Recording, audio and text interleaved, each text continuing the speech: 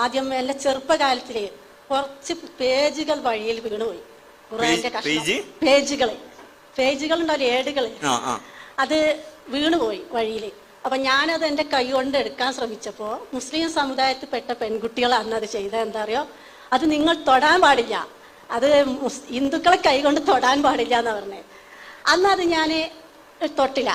കുറച്ച് വലിപ്പം വെച്ച് വലുതായി ഞാൻ വയനാട് ജില്ല കയറി വന്ന് ജമാഅത്തെ ഇസ്ലാമിക്കിൻ്റെ സംഘടനയിൽപ്പെട്ട അവരുമായി ബന്ധപ്പെട്ടപ്പോൾ ഒരു ദിവസം എന്നോട് പറഞ്ഞു, നീ ആ ഖുർആനൊന്നും ഇങ്ങോട്ട് എടുത്തു വെച്ചാന്ന്.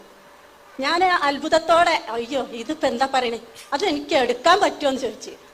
അതിനെന്താ, അത് നിന്റെ ശരീരവൃത്തിയുണ്ടോ, മനസ്സിന് ശുദ്ധതയുണ്ടോ, അതുണ്ടെങ്കിൽ നിനക്കത് എടുക്കാമെന്ന് പറഞ്ഞു.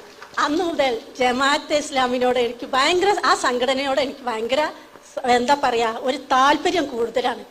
അതെന്താ വെച്ചാൽ അവർ തിരിച്ചറിവുണ്ടായി എന്നുള്ളതാണ് ഞാൻ മനസ്സിലാക്കണേ. മറ്റത് അറബിൽ അവർ ഓതുന്നു പാടുന്നു എന്ന് മാത്രമേ ഉണ്ടായിരുന്നുള്ളൂ, അർത്ഥം അറിയില്ലായിരുന്നു എന്നുള്ളതാണ് ഞാൻ മനസ്സിലാക്കണേ. അർത്ഥം പഠിച്ചതിന് ശേഷം അവർക്ക് മനസ്സിലായി ഇതൊരു ഗ്രന്ഥമാണ്, ഇത് മറ്റുള്ളവർക്കും പകർന്നു കൊടുക്കാം എന്ന് നിങ്ങൾ പഠിച്ചു. അത് നിങ്ങൾ മനസ്സിലാക്കിക്കൊണ്ട് ഞങ്ങളിലേക്കും അത് തർജ്ജമ ചെയ്ത് എത്തിച്ചു. അത് എത്തിച്ചതിന് ശേഷം ഞാനത് വായിക്കാൻ തുടങ്ങി.